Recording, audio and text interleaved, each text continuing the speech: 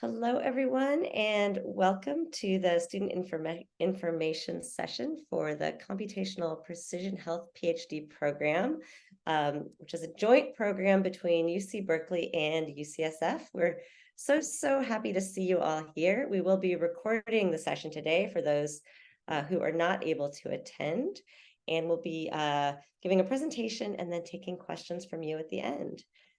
As Bianca noted, you can also feel free to type your questions into the Q&A during the presentation, and some will be answered there. All right, let's go ahead and get started. So again, welcome. We are the UCSF UC Berkeley joint program in Computational Precision Health. And I'll be presenting today together with my co-director, Ida Sim. Next slide, please. So an agenda for our time today. First, we're going to tell you a little bit about the vision of the program. So what is computational precision health? You'll be applying to and hopefully joining a PhD program in what's really a new, emerging, and incredibly exciting field. And we want to share our vision of the field and how it can really change the entire landscape of health and healthcare. We'll do an overview of the PhD program, which is an interdisciplinary bi-campus program, talk about our commitment to and specific initiatives around diversity, share something about the student experience in the program. Then we'll give a quick overview of faculty research and hand it over to hear from three of our primary computational precision health faculty who've joined us today, and then leave time for you to ask questions about us at the end. Again, feel free to type your questions into the chat or the Q&A during the presentation, and some will be answered there, and then we'll take other questions live at the end. Next slide, please. So first, a brief introduction. So I'm Maya Peterson. I'm a professor of biostatistics, epidemiology, and computational precision health at UC Berkeley, and now jointly appointed at UCSF. My research is in causal inference, the intersection of machine learning and statistics to allow us to learn more from data under kind of realistic real-world conditions. And then I do applied research kind of in a range of areas around global and community health, HIV, and pandemics, including COVID until recently, but happily less at the moment. Hand it over to Ida to introduce herself. Hello, everyone. Welcome so much to this information session on this program that we're so excited to share with you. My name is Ida Sim. I'm a professor of medicine at UCSF, also professor of computational precision health. I am a practicing physician. My specialty is primary care, which gives me a perspective on treating patients as a whole and not treating individual diseases. In my informatics computational work, I focus on data sharing architectures, data sharing policy. I have founded two nonprofits, one on mobile health data sharing and one on clinical trial data sharing. And my primary interest is in applying computation in a way that brings the best evidence to bear for care of patients where they are in their lives, in ways that improve their function overall, and using our computational approaches with the most attention to equity and fairness and justice as well. Back to you, Maya. Great, thanks so much. Next slide, please. So first of all, why do we exist as a program? So we're a relatively new program. We were founded 2 years ago. Really an impetus for that is that the promise of computation for health is not being fully realized. So you can't be alive today without seeing how advances in computation, machine learning, AI, big data, data science have completely transformed so many aspects of how we live, and so many industries, so many services. To a shocking extent, we haven't seen that same degree of transformation when it comes to health and healthcare. To a surprising extent, Ida, as a primary care physician, is still taking care of patients in many ways like she was in the 1980s in terms of her ability to leverage data and leverage the power of computation. And I worked, for example, on the COVID pandemic. We saw the same thing, that we are simply leaving information on the table and really not taking advantage of these huge advances that we've had in computational sciences to advance health. That said, the methods are there, the data is there, the potential is there, and that's really what this program is about realizing. So next slide, please. So what does it take to realize that? I think a couple of things. The first is that we really need a new discipline. We need a new discipline that's truly focused at the intersection of the computational sciences and the health sciences broadly defined. But the second, of course, is that we need a whole new generation of talent. We need the leaders, which is where you guys come in, who are really going to make these transformations happen, that are truly trained in a wide range of disciplines that speak the languages of computation and health, that can move seamlessly between these worlds and really identify and solve real world problems where they touch real people, using the cutting edge of computational methods. So that's really what our program is about. Our vision is to transform personal and public health through computation. Next slide, please. So I'll hand it over to Ida to give a little more background on what computational precision health is. As Maya said, this is a new discipline at the intersection of machine learning, statistics, medicine, and population health that is quite broad. But we have seen that without bringing all of these disciplines together, we're not solving the problems that really need to be solved, nor are we drawing on the broad range of methods that need to be brought to bear on these problems. That may be something that distinguishes us from other programs that you're looking at. As you see throughout our presentation, we're actually very much embedded and tightly tied to the clinical side, both on healthcare and also community and public health. And the big picture here, of course, is that we need to bring the data. We have so much data, multimodal data, computational methods, not just AI, machine learning, informatics, data science, statistics, and really bringing it together in the real world, whether it be the hospital or the clinic or the community or global health, and really focusing on precision interventions, things that we do on individual people and individual populations that will result in either improved health, improved healthcare, the processes of healthcare, or of course, both. So that is the framework of precision health. Next slide. And you might say, okay, well, if that's the approach, what are some sort of intellectual pillars? And these are the three that we take forward. One, as I say, is complex whole person care, take care of the whole patient. If you optimize for treatment of one disease, you may not be optimizing for treatment of that person who may have more than one disease. In fact, 40% of Americans have 2 or more chronic diseases, 60% of Americans have more than 2 chronic diseases. We look at computers not to be the smartest doc in the room, but to work with our brains. Augmented intelligence, generative AI really shows that up. And the people that we're augmenting include not just doctors, but also patients, public health practitioners, the community broadly. And then we want to bridge clinical out into the wider world, not just within the walls of a hospital or clinic, because that's really where health is and where prevention is. Next slide. As a student, what makes a great CPH dissertation? Over your years here, we will work with you to develop, I think, the most important thing you can possibly do as a scientist, which is to ask the right question and formulate that question in a way that's powerful, that if you can answer it, it advances science and advances health for the world. And to precisely formulate a problem, you need to understand what that problem is in the real world and what really matters.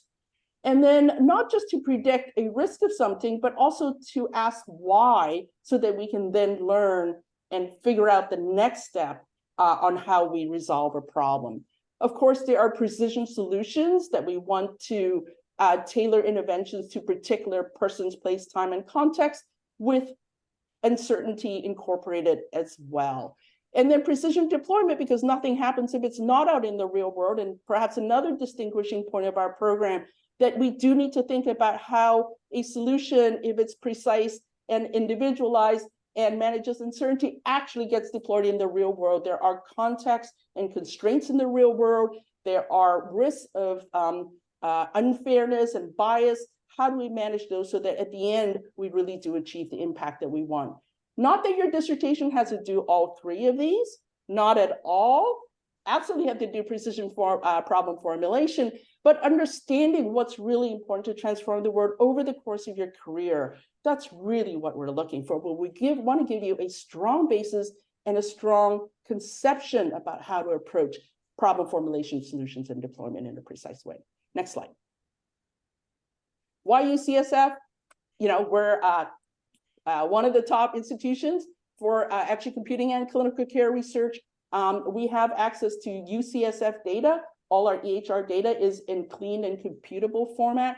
And indeed, we have access to the multi-million patients across UC as well. And we also work very closely with the health system, with UCSF Health, where we have both the governance structure, the technical infrastructure, and the expertise to field AI and ML solutions directly into clinical care today.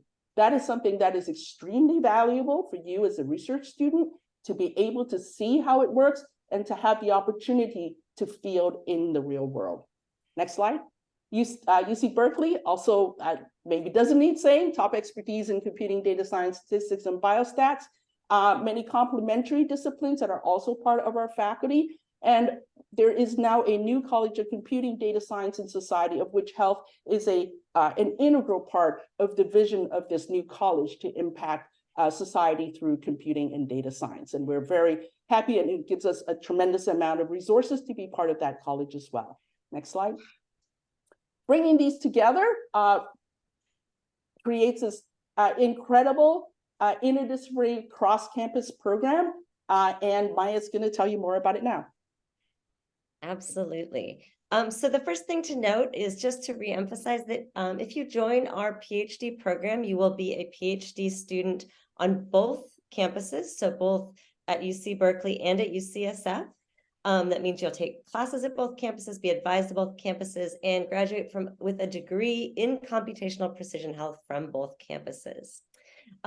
So first I'll talk a little bit about what our admissions process looks like and what we're looking for, and then talk a bit about the curriculum of the PhD program itself.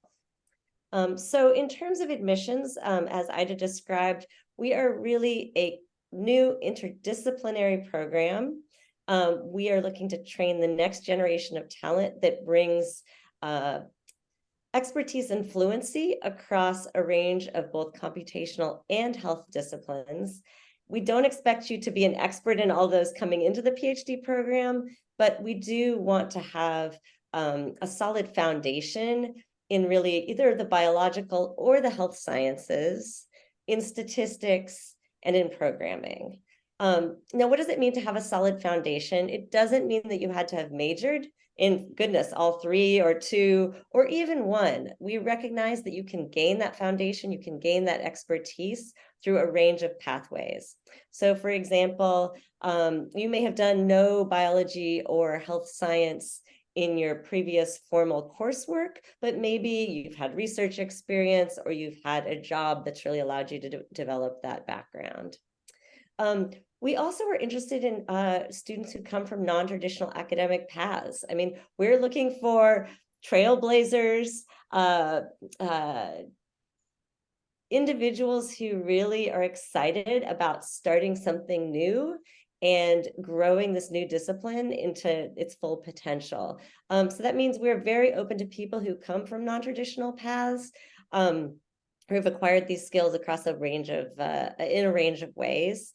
It also means that even if you have background in 2 of these 3 areas, we still very much encourage you to apply. And there is an opportunity to supplement that background through summer boot camps before you arrive. Next slide, please. So what are we looking for in an application? First of all, this is very much a holistic admissions process. So we will look at your full application. We're really looking at for the full picture of who you are and what you would bring to this program in your research and really as a future leader in this field. What's in the application packet? I'm sure many of you have reviewed it. A statement of purpose and objectives, a personal history statement, letters of recommendation, and academic transcripts. And then there's some additional items. So just to say briefly, because people ask us this a lot, what are we looking for in these various components? There's some obvious ones. We're looking for a strong academic background, strong grades, of course, but we also recognize grades aren't anything. We're looking for you to show us that you are both serious about a PhD, that you've really thought about why you want to do a PhD, because it is a long commitment, what you want to get out of it, even if you don't know exactly what you want to work on, why you feel like a PhD program is right for you, and really why you feel like this is the right program for you. Where's the fit? Again, we don't expect you to have fully identified what your dissertation will be, but we do expect you to have really thought about what are your options when you think about PhD programs and why is this the right one? We're also really looking for evidence of intellectual independence and ownership of problems. But again, we acknowledge that people can show that in lots of different ways. In terms of letters of recommendation, would say really try to find people who know you and who can really speak to your personal qualities, your academic initiative, again, your independence, your potential to grow into really a leader in this field in the future. So I think I will stop at that. When in doubt, reach out also, and we're going to provide Bianca's information in a moment. I'm sure many of you have already spoken to her. Great. Next slide, please. Okay. So what about funding? Importantly to know, we do provide a competitive annual stipend. So it's currently estimated about $44,000 for the next academic year.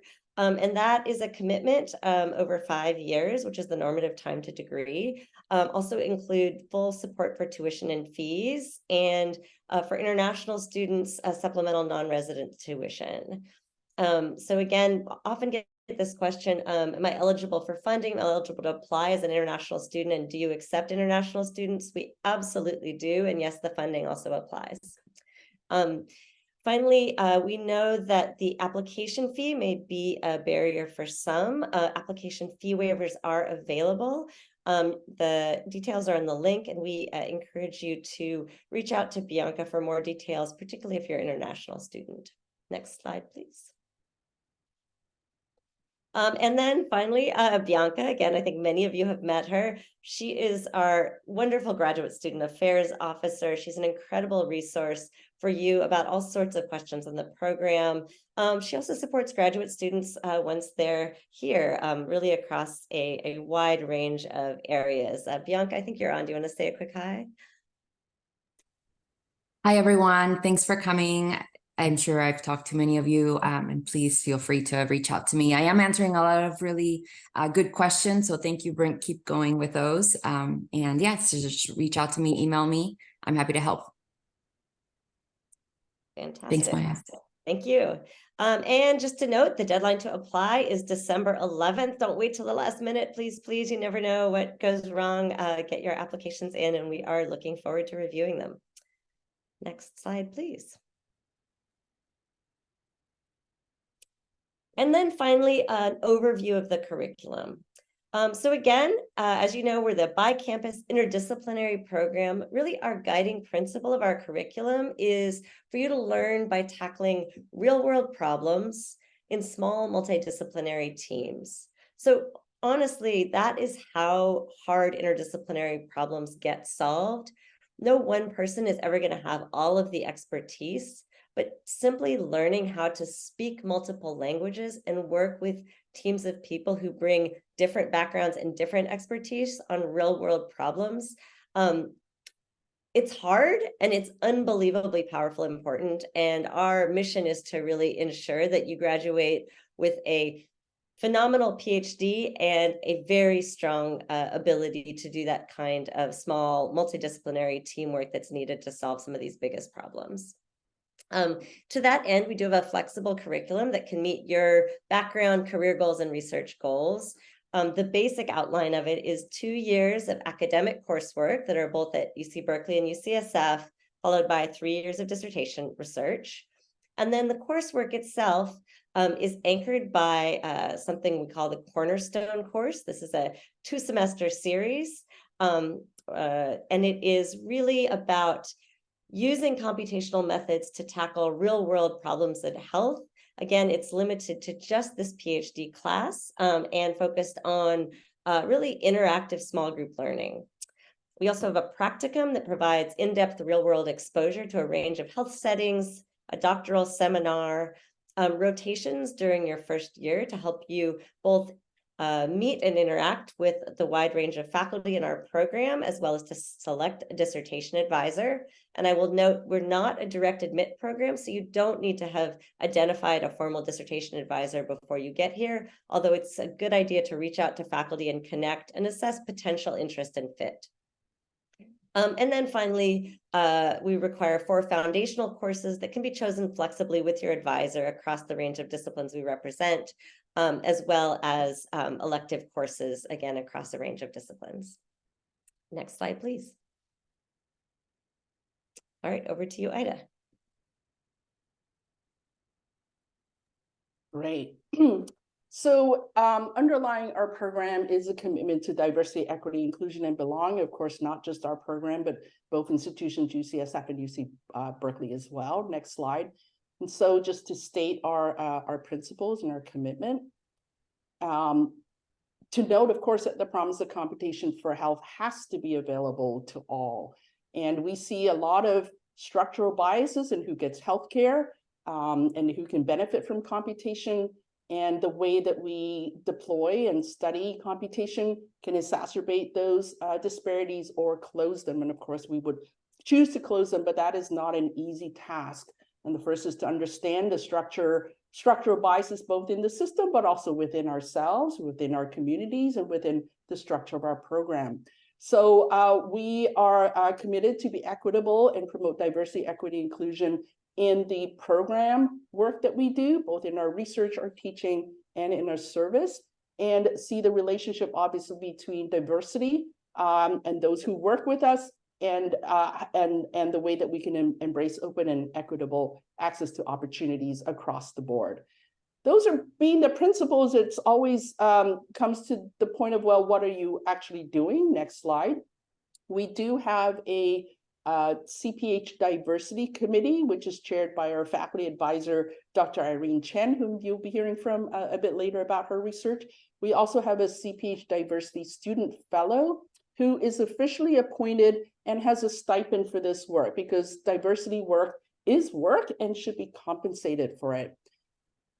In how we applying diversity through our program in the curriculum, it's both woven through our curriculum and also has specific courses around ethics and around health equity. I'll take as an example, one of the courses is a practicum in the second year where you will be going out into the field, into clinical settings to really get a sense of how healthcare works in the real world. And that's in the clinical setting, in the community health setting, and in the public health setting. And there we will be specifically selecting sites that serve underserved populations, and with all the settings that we're going through, systematically looking at the role of structural biases and disparities of outcomes and access in the healthcare settings that we see, and also how differences in data and algorithms can amplify disparities that we don't want. So it is going to be woven through the curriculum. Admissions, Maya has talked about us being holistic, recognizing that many people who come to a PhD, don't actually know what the process of a PhD is like. We're not going to expect you to know it. We're not going to, make you guess. We're going to tell you very explicitly, even the simplest things about what it means to be a PhD student, mentoring you through that process, just really meeting people where they are. The climate is something that we're working on, of course, both within our small unit and in our larger graduate student populations. Again, we're both part of UCSF and UC Berkeley, and the two institutions more broadly. And looking at diversity in our faculty, it's not just faculty, but also staff. We represent racial, ethnic, and LGBTQ identities on our staff, and we can continue to build on that. And we have specific initiatives that we're working on with additional faculty hiring as well. Next slide. So DI/BJ is very, very important. Turning now to our student experience. Next slide. So we have 6 students in our current cohort, our inaugural cohort. We anticipate 6 to 8 students in our coming cohort in the fall of 2024. In addition, we have what's called a designated emphasis program. You can think of that like a PhD minor, and that's for people who are in PhD programs at UCSF or Berkeley that are not in CPH, but they want to, in some sense, minor in CPH. And we have 14 designated emphasis students now across 2 years of cohorts starting from 2022 and 2023. Want to give you an intro to our 6 students in our inaugural cohort. Next slide. So excited to have them here. It was a very competitive process, of course. Hong Jiao Luan from Oxford. She's looking for equitable healthcare and having other faculty, including Irene Chen and others who are working around equitable healthcare with computation. Jivard Kaur from Birla Institute of Technology and Science, very interested in novel machine learning methods that are generalizable to diverse populations and settings, something that's a critical issue and a lot of methodologic challenges in that area as well. Zhongyun Liang from the University of Toronto, wanting to bridge the gap between clinical doctors and computational scientists. We have such a unique situation here where we have practicing clinicians like myself who also do computation and can bridge both the culture and the technology. And it is a unique environment to make a meaningful impact on healthcare. Next slide. We have 3 more. We have Alex Schubert from Luigi Bocconi, who is looking forward to being and is working on the intersection of health services and machine learning. He works with people from health policy as well, and so bringing in multiple disciplines to impact real patient outcomes in the real world. Li-Ching Chen from Tsinghua University, again, broad range of faculty, combining computation and healthcare, and William Ho from Johns Hopkins, similar thing, looking at precise and equitable healthcare. You might notice from this that people are really pretty broad, and that's what we're looking for. Very few people come into a PhD program and actually graduate at the dissertation on the topic that they thought they were going to do coming in. If you did that, then I don't think we're doing our job, right? So we want to introduce you to things that you haven't seen, and that you refine and expand on your ideas. It may be a different idea, it may be the same idea. You know, don't need to overfixate on that, but we're really giving you a rich environment to develop into the researcher and lead scientist that we want you to be. Next slide. Just 2 examples from our designated emphasis students. Eduardo Rodriguez Almares from UCSF. He's in the Epi and Translational Science PhD. He is a brain tumor researcher. And again, seeing this collaboration and bringing Berkeley expertise into UCSF has been really great for him. And Nikita Mahandru, who's from UC Berkeley in a PhD in information in science, again, very much benefiting from this interdisciplinary and bi-campus community. Other doctoral students, that's partly why we want to bring in these DE students from other disciplines as well, and faculty and clinicians, of course. Next slide. Our graduates go, we don't have graduates yet, of course, but looking at the landscape, in academia, tremendous opportunity. Health is 20% of the GDP. Healthcare is a particularly impactful area for AI and machine learning to apply to. So obviously research universities are hiring a lot in informatics, in computer science, and that intersection of healthcare, of course, in academic medical centers and in research institutes like Microsoft Research as well. In the health sector, we're seeing at UCSF and many other health systems around, there are going to be in-house AI shops. You absolutely need to have people who understand the real world and methodology and can grow with the methodology. Same thing with health insurance companies that are building up huge data science and AI ML shops internally. In the public and nonprofit sector, of course, public health is a huge area of application, in addition to NGOs, non-government organizations, and these foundations. Private sector, of course, we are not, we're open to any paths that you might want to take. It really is create your own adventure. The landscape is transforming rapidly. Wherever you land up, you're going to be contributing amazingly to society. And that's what we're looking for. And we will work with you in the beginning. Some of you may be more interested in directly going to industry, some in academia, some of you don't know. And that is fine. It's a mentoring process. And again, you can change your mind as you go. You know, we just want to give you the tools to be a contributing member as a leader when you graduate. Next slide. Great. So a faculty research overview. We do, next slide, have what's called a graduate group. We have 56 total faculty, and you see that they come from a range of divisions and departments from UCSF. You can see sort of the clinical divisions and departments that it come from, including bioengineering, that's joint with UC Berkeley. We have faculty from all the different sites at UCSF, including the Zuckerberg San Francisco General Hospital, which is a public hospital and has a very different population from, let's say, the Veterans Administration Hospital and the main hospital at Moffitt.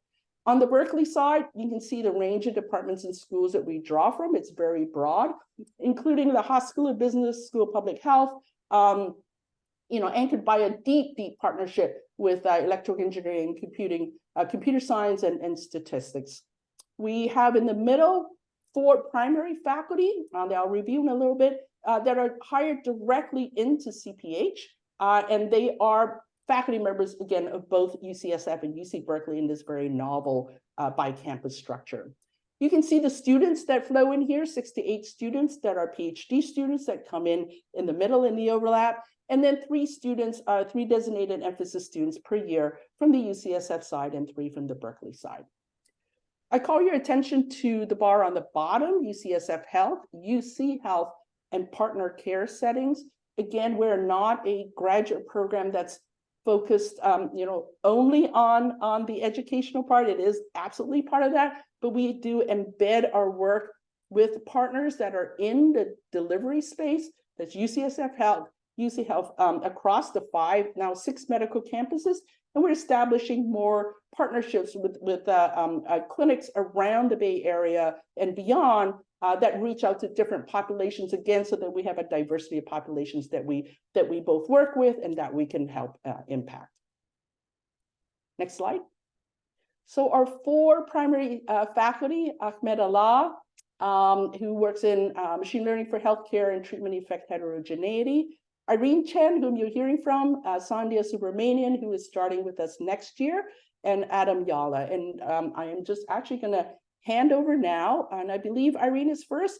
Irene, Adam, and Sandhya will be describing some of their work, and let me just hand over right now to Professor Chen.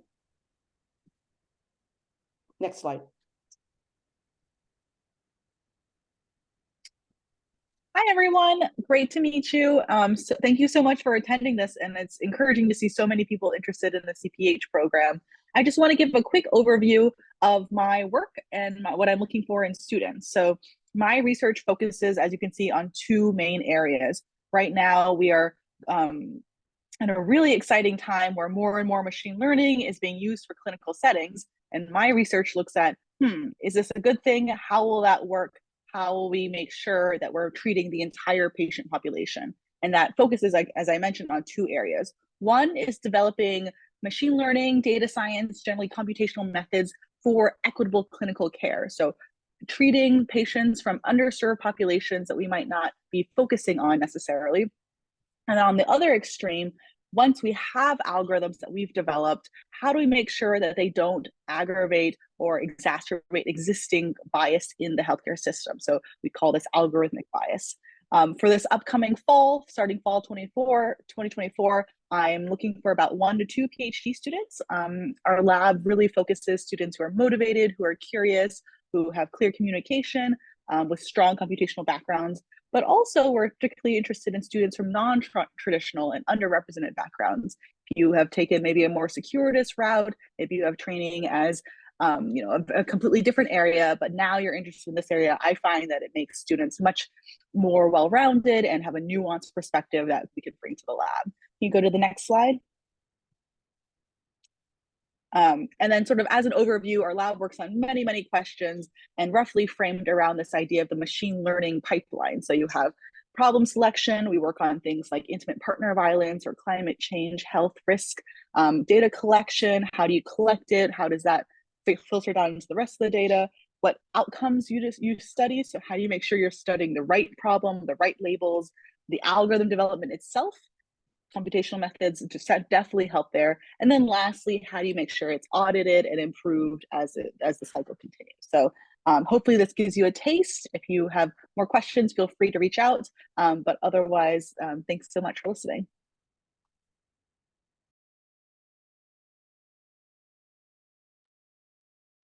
Cool. Nice to meet you, everyone. I'm Adam, and I'm excited to share a little bit about my lab and the kind of things that we're focused on.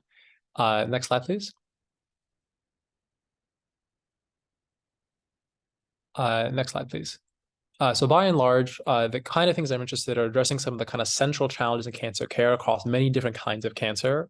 And the question is, how do you actually personalize interventions to the individual patient need? And this pops up really everywhere, from how we think about screening to diagnostic workflows to treatment planning. Too many patients get too much. They get interventions that are too much for them, causes a lot of harm.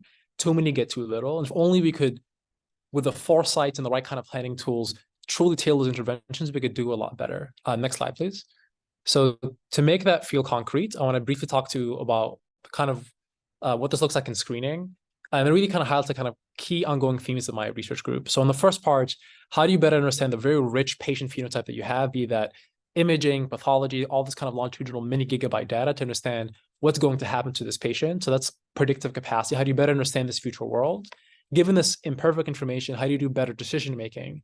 How do you plan based on this and derive what to do about it? Either be that personalized screening policies, treatment policies, or new kinds of enabled diagnostic workflows. And next slide, please.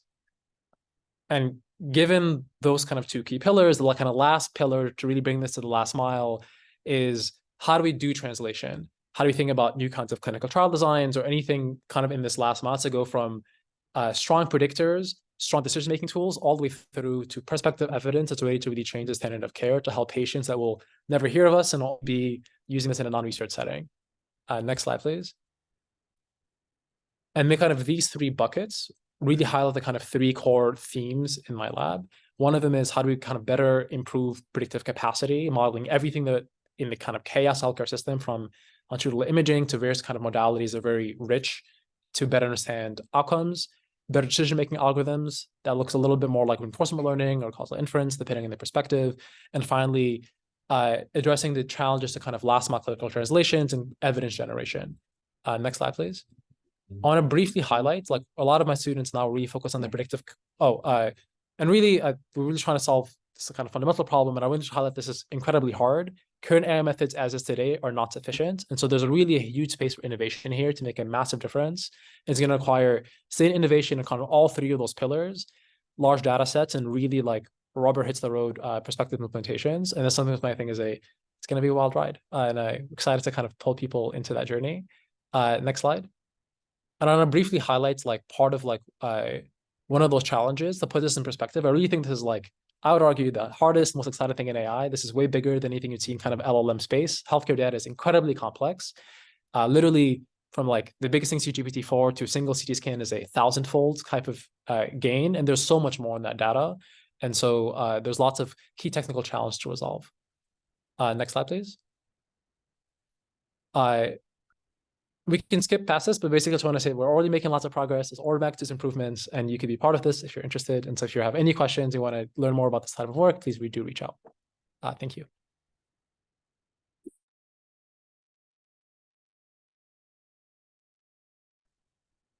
Hi, everyone. Really nice to meet you. My name is Sandhya. I am not yet faculty at CPH. I will be starting next summer. So my background, as you can see, is very interdisciplinary, spans across biomedical engineering, statistics, computation and machine learning, and physiology and neuroscience. So actually, if you ask me to describe myself, I usually say I'm a biomedical engineer and a computational neuroscientist who does data science and machine learning. I'll also point out, because I've been scanning the Q&A, if you notice, none of my degrees are in computer science, and yet I am in this program. So, there is room for people from a wide variety of backgrounds. The lens through which I look at computational precision health and what my lab will focus on is, next slide, is something called the autonomic nervous system. And the autonomic nervous system is the branch of the nervous system that deals with all the things that we don't consciously control. So things like heart rate, breathing, digestion, sweating. It's basically the way the brain kind of talks to all of the other body systems. So it's basically doing everything within your body. It's everywhere all at once, and we don't really think about it. So what does this mean? The kinds of questions that I'm interested in, or the things that I've worked on so far, include how do we measure unconscious pain processing during surgery? So when people are under anesthesia, so they're unconscious. And then, so that's obviously, something that happens in the hospital, in operating rooms. And then another side of it is I also look at how do we manage disease at home? So how do we design at-home wearable monitoring systems and inference tools to track individual disease progression? And actually, some of the sensors that I have up there are ones that I'm using on patients in my study right now.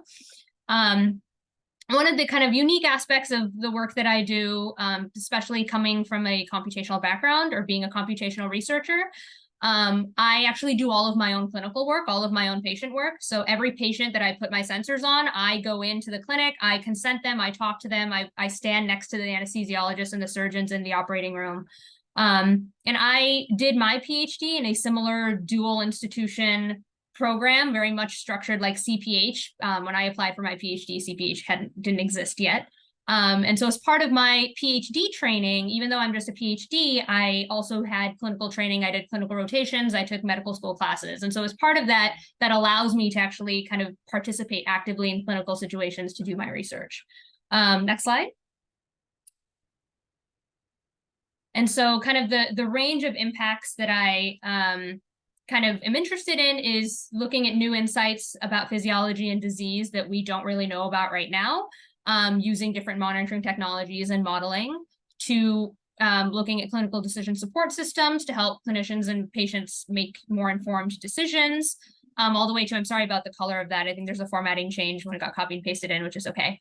It says personalized prediction and closed loop control. So having individualized kind of closed loop therapeutic systems that are constantly monitoring people and delivering appropriate therapeutic. Next slide. So yeah, if anything of what I've talked about it interests you at all, wearable sensors, interacting in clinical environments, doing modeling work and algorithms, doing some engineering, feel free to reach out. I just got my Berkeley email, woohoo, so I do have an active email address there, and please feel free to reach out. Thank you.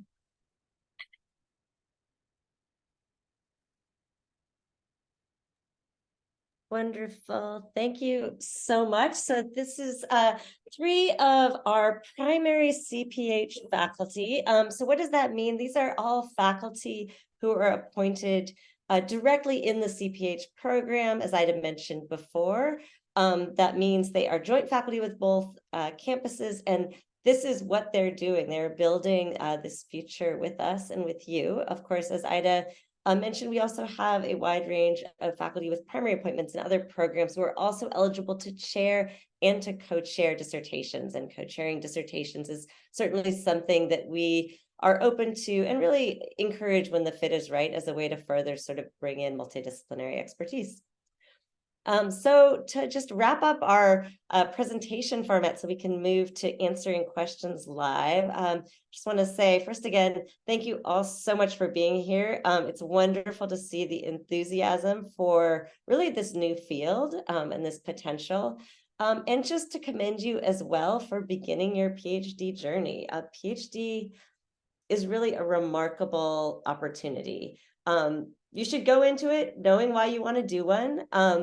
But it is in many ways, I don't know, one of the most exciting periods, at least of my life, in the sense that you have years to really just focus on tackling ambitious problems. There's a tremendous amount of flexibility. You have a lot of resources. You have, especially if you come to our program, you will have access to really the cutting edge of both campuses across a wide range of disciplines, and the space to really work on bringing those disciplines to bear on real world problems that touch real people. Methodologically interesting, and also a way to make a difference in the world. So what more could you ask for? With that, I think I will close it out. Next slide, please. So here are our inaugural students, our faculty, also Daniel, who's, I don't know if he's on now, but our executive director, Daniel Wolf, at a recent brunch at Ida's house. So we're hoping to have you in our picture next year. With that, I will turn it over to Q&A. There have been a tremendous number of excellent questions in the Q&A. We are answering them as they come in. A number of people also sent questions ahead, and I think we're going to take the last 10 minutes to do a few questions live. We're not going to take them live from you, so please continue to put them into the chat. And Rhiannon, are you reading the questions? Yeah, absolutely. This is a question that was sent in previously. How would you have students think about the difference between CPH and another program like electrical engineering, computer science, or statistics if they're interested in AI, ML applications for health? Yeah, that's a great question. Maybe I'll ask Adam or Irene to go first with computer science, just because you've also heard a lot from me. It's nice to hear from others. I can maybe speak briefly to statistics as well. Sure. I can go first. If you want to have your PhD make an impact in health through your method work, I really like, if I could apply to CPH when I was going through my PhD, that's what I would have done. I personally did my PhD in computer science, and it was incredibly hard to both get the knowledge and kind of the mental model of like what is happening in healthcare. How am I going to pose the right questions? Because many pure ML papers for healthcare kind of lead nowhere. You really need to like develop the right mental model of like, what are you trying to solve, and build the skills and kind of partnerships to actually solve them. And the whole program is designed to give you just that. So if you really want to both kind of like get strong technical methodological foundations, but like hone them to a point to like drive to healthcare impact, that really requires a particular kind of pedagogy that teaches you the healthcare context and gives you all the right tools to actually achieve that. And it's going to connect you to many more domains beyond just like pure CS or like a pure ML training. And I can't imagine a better system to do that. So Thanks, Adam. Irene, do you want to add any additional perspective on the choice between the degrees? It's a great question, and I see in the QA it's come up in a bunch of different forms. I would say students who are primarily interested in machine learning, the computational tools, sort of like how to actually develop those tools in sort of a more removed setting. I think that might be a place for computer science and electrical engineering computer science to be a good fit. However, there's probably a amount of overlap where students would really thrive in both CPH or ECS. In that case, I would say, for example, they could have very similar theses, for example, in both. I would say then that the emphasis is on the training. So for CPH, our students take classes in ECS. Many of our PhD students are taking classes in ECS right now, and they receive sort of computational training as well as exposure to the health sciences. And I think that's a theme that's really come up many times in this presentation. CPH students have access to the entire UCSF community, which is not something that you would get in the ECS department. And therefore, so echoing Adam's point, really think about what kind of impact you want to have and what kind of problems you want to think about. And as well, and then maybe the last point is think about what kind of community you want to surround yourself with. Do you want people who are also interested in the health sciences and having that kind of impact? Or do you want people who are sort of on the more traditional ECS side, thinking about databases, thinking about programming languages, sort of what kind of community do you want to be part of? That's great. Thanks so much, Irene. And Sanjay, I know as you pointed out, you didn't come from a CS PhD. So any additional words of wisdom, though, in terms of choosing a PhD program and the right fit? Yeah, sure. So I can just, I don't want to repeat what Adam and Irene has already said, but I'll just say, if it's the skill set or the training that you're worried about, you can always take the classes in whatever department you would like. If you're worried about like, I want to learn these specific skills or I want to take these particular classes, that shouldn't determine what PhD program you choose. It's really about, like Irene said, the community of like the kinds of people you want to be in conversations with all the time and that you want to like bump into at, department events and things like that. And also the kind of range of research. So like imagine that, you coming in, you might think you want to work on XYZ, but like you want to scope out kind of the range of people and whose labs you have to pick from. And if there's enough stuff there that you would keep you interested, even if the first person you went in thinking I'm, dead set, this is the person I'm going to work with, ends up not being exactly what you're interested in, you want to make sure you have a bunch of other options that are all equally interesting. So, if you're interested primarily in doing research with specific applications in healthcare, you want to make sure that there are enough people in that program to sustain that. And you're not going in trusting that you can only work with 1 or 2 people. Great. Thank you so much. And I think I'll just briefly, a sort of related question in the chat, as Irene noted, is do you have to come from a CS background to get into the program? And the answer to that, again, is definitely no. The students we have our first year were predominantly from CS backgrounds, but we are absolutely interested in students that come from a range of backgrounds, including clinically active professionals. And so that's another really important area for us. Again, we're not looking for people who bring deep expertise in all of those areas. We are looking for, expertise, solid expertise in 2 or 3, and really a holistic picture that shows us why you want to be working at this intersection, both on methods and for impact. Yeah, I would just add that we are building a student cohort that can learn from each other, and having a diversity of backgrounds is a strength of the program. And so we are actively looking for people who have different backgrounds and bring different disciplines into our program.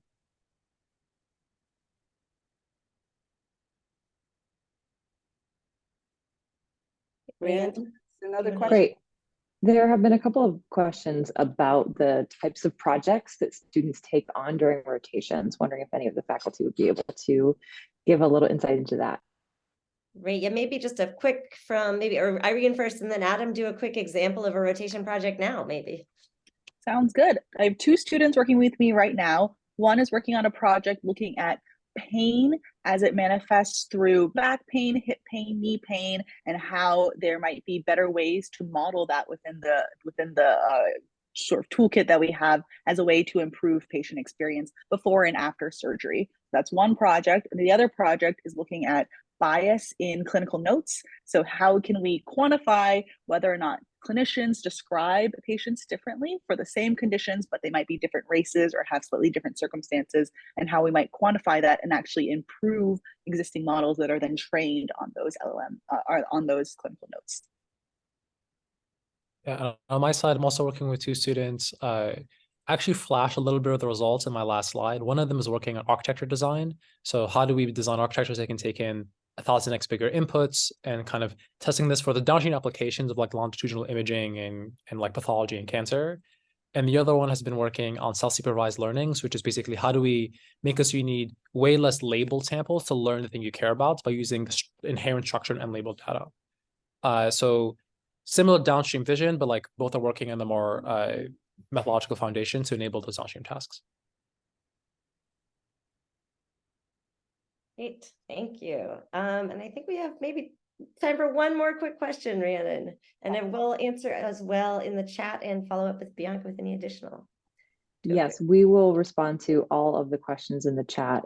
Summarize everything in an email that will get sent out to everyone. So if any of your questions haven't been answered live today, we will absolutely address them. One other question, are there partnerships or initiatives in place to test and evaluate real world effectiveness of the computational methods and AI tools developed by students?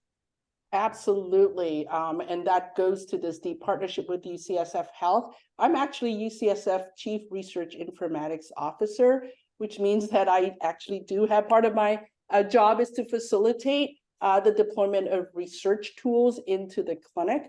In fact, we have a project right now where we're partnering with the Division of General Internal Medicine and Primary Care the diabetes clinic, and also the weight management clinic to deploy AI algorithms, digital biomarkers for remote sensed blood pressure and continuous glucose monitoring. We're continually to build that kind of capacity up. It takes away some of that tremendous barrier of putting things into the health system. That's going to be a really strong point for your work to advance. Wonderful. We got through most of the questions. Stay tuned for the rest. It's wonderful to see all of your faces, to see the interest in this program.